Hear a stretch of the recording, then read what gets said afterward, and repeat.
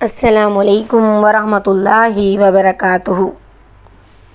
نحمد و نصلی علی رسولہ الکریم، اما بعد، فاعوذ باللہ من الشیطان الرجیم، بسم اللہ الرحمن الرحیم۔ قال اللہ تعالیٰ فی القرآن المجید والفرقان الحمید، خلق الانسان علمہ البیان۔ اللہم صلی علی محمد وعلی آل محمد کما صلیت علی ابراہیم وعلی آل ابراہیم انک حمید مجید۔ اللہم بارک علی محمد وعلی آل محمد کما بارکت علی ابراہیم وعلی آل ابراہیم انک حمید مجید۔ تمام تعریفیں اللہ رب العزت کے لیے جو تمام جہانوں کا پالنے والا ہے، اور درود و سلام ہمارے آخری نبی حضرت محمد مصطفیٰ صلی اللہ علیہ وآلہ وسلم کے لیے جو تمام جہانوں کے لیے رحمت بنا کر بھیجے گئے۔ معزز سامعین، آج کا ہمارا موضوع ہے زبان کی حفاظت یا ہلاکت۔ اللہ رب العزت نے ہمیں بے شمار نعمتوں سے نوازا ہے، اور ان نعمتوں میں سے ایک نعمت ہماری زبان بھی ہے۔ اس زبان کی وجہ سے ہم انسانوں کو ساری مخلوق میں امتیازی حیثیت حاصل ہے، لیکن اس کا غلط استعمال ہم انسانوں کو گھٹیا مخلوق کی صف میں کھڑا کر دیتا ہے۔ اس لیے ہمیں اپنی زبان کی حفاظت کرنی ہے، اور زبان کی حفاظت کرنا ہم پر لازم ہے۔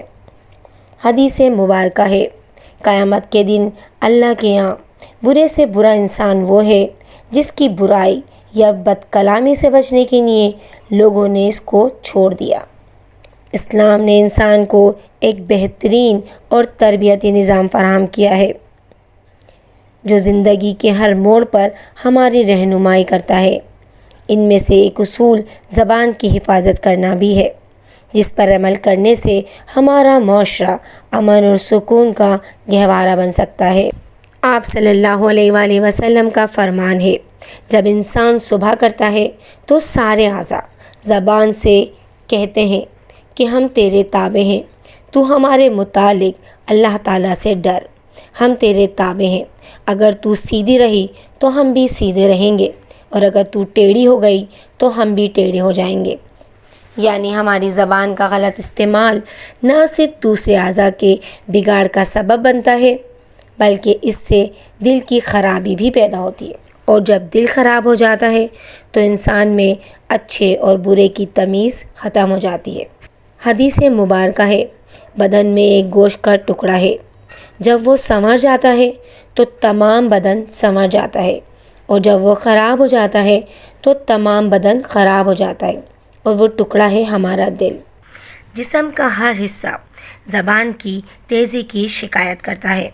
زبان کی حفاظت اتنی ہی ضروری ہے کہ اسلام کے بنیادی ارکان زبان کی حفاظت کی تربیت دیتے نظر آتے ہیں، جیسے کلمہ توحید۔ جب کوئی انسان کلمہ توحید کا اقرار کرتا ہے تو اسے مسلمان کہا جاتا ہے، اور آپ صلی اللہ علیہ وآلہ وسلم کا فرمان ہے کہ مسلمان وہ ہے کہ جس کے ہاتھ اور زبان سے دوسرا مسلمان محفوظ رہے، کیونکہ مومن نہ تو طعنہ دیتا ہے اور نہ ہی لعن طعن کرتا ہے، نہ ہی بد کلامی کرتا ہے اور نہ ہی بے حیا ہوتا ہے۔ اسی طرح نماز انسان کو بے حیائی اور بےہودگی کے کاموں سے روکتی ہے، لیکن اگر کوئی شخص نماز پڑھنے کے باوجود اپنی زبان کی حفاظت نہیں کرتا تو اس کی نمازیں اس کی نجات کا سبب نہیں بن سکتی۔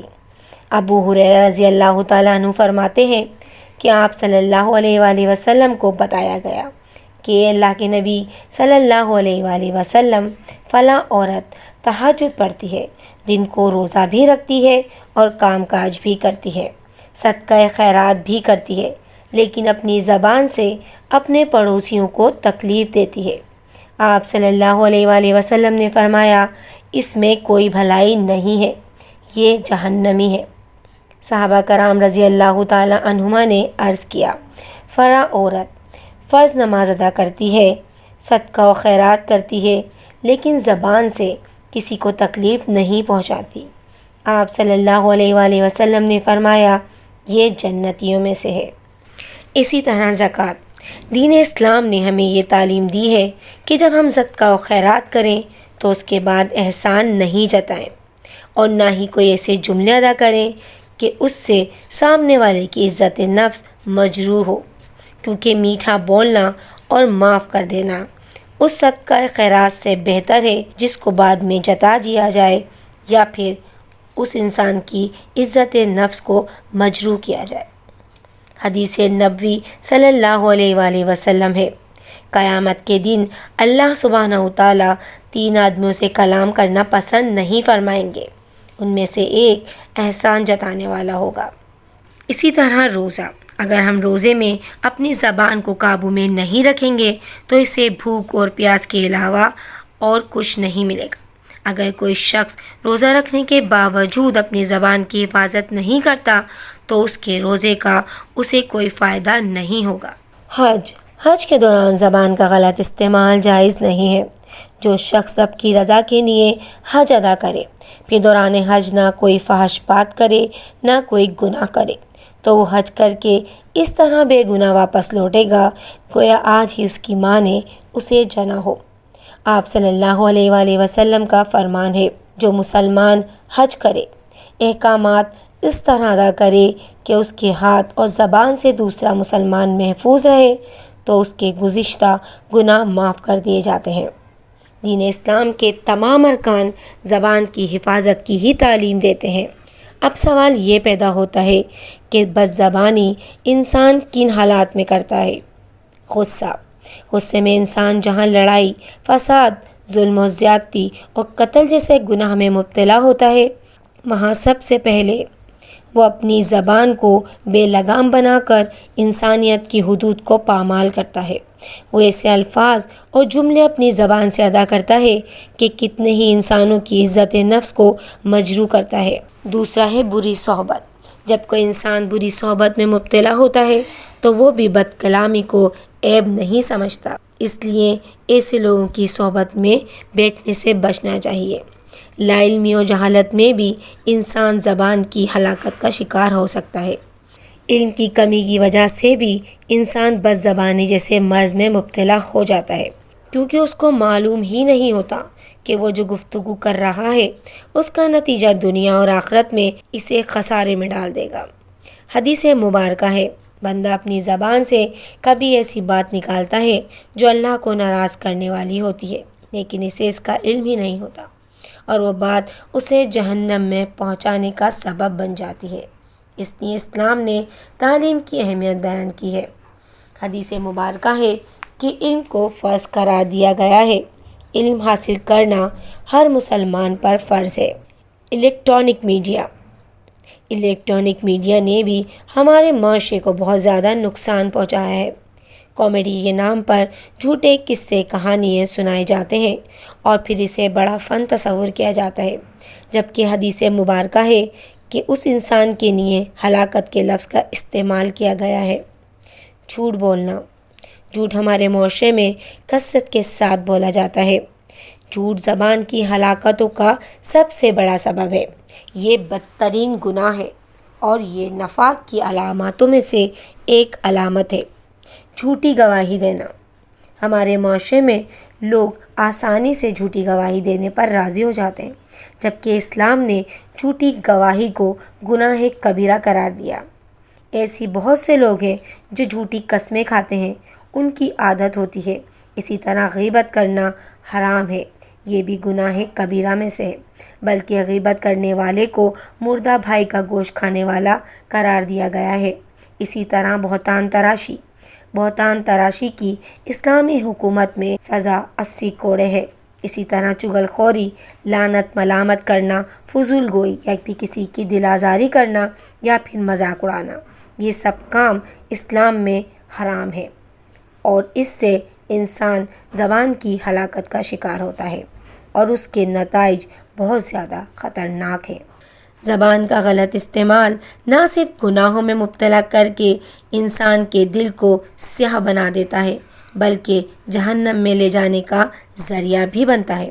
ایسا انسان دنیا کے اندر ایمان کی دولت سے محروم ہو جاتا ہے اور مصیبت اور آفات کا شکار رہتا ہے۔ جبکہ زبان کا حفاظت کرنے والا انسان دنیا میں زبان کے فتنوں سے محفوظ رہتا ہے اور اپنی زندگی پرسکون طریقے سے بسر کرتا ہے۔ امام بخاری رحمہ اللہ کا مشہور قول ہے کہ جب سے مجھے یہ معلوم ہوا ہے کہ غیبت حرام ہے، میں نے کسی کی غیبت نہیں کی۔ اور امام بخاری رحمہ اللہ فرماتے ہیں کہ جب آپ اپنے ساتھی کے عیب بیان کرنے کا ارادہ کرو تو سب سے پہلے اپنے عیبوں کو یاد کر لو۔ اسی طرح عمر بن عبدالعزیز رحمہ اللہ فرماتے ہیں کہ ایک دوسرے پر فخر کرنے کا خوف مجھے زیادہ بولنے سے روکتا ہے۔ فرمانے ربی ہے، اے ایمان والو، اللہ سے ڈرو اور درست بات کیا کرو، وہ تمہارے اعمال کی اصلاح کر دے گا اور تمہارے گناہوں کو معاف فرما دے گا۔ عقبہ بن عامر رضی اللہ تعالیٰ عنہ فرماتے ہیں کہ میں نے عرض کیا، اے اللہ کے نبی صلی اللہ علیہ وآلہ وسلم، نجات کی کیا صورت ہے؟ آپ صلی اللہ علیہ وآلہ وسلم نے فرمایا، اپنی زبان کی حفاظت کر، اپنے گھر میں زیادہ وقت گزار اور اپنے گناہوں پر روتا رہے، یہی چیزیں نجات کا ذریعہ ہیں۔ آپ صلی اللہ علیہ وآلہ وسلم نے فرمایا، تمہیں معلوم ہے مفلس کون ہے؟ صحابہ کرام رضی اللہ تعالیٰ عنہما نے عرض کیا، ہم میں مفلس وہ شخص ہے جس کے پاس نہ درہم ہو نہ دینار۔